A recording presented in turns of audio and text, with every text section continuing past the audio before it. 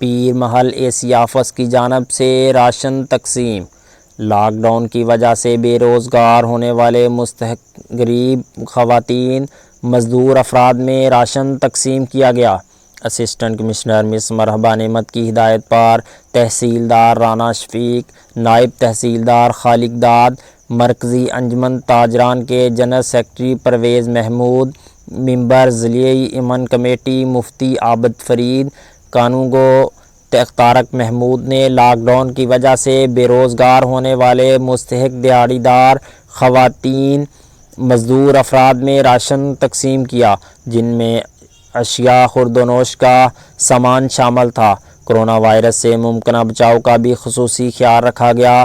اس موقع پر رانا شفیق نے عوام سے اپیل کی کہ حفظان صحت اور موجودہ کرونا وائرس کی عالمی جنگ میں لاک ڈاؤن اور دفعہ 144 پر عمل درآمد کو یقینی بنانے کے لیے انتظامیہ اور پولیس سے تعاون کریں۔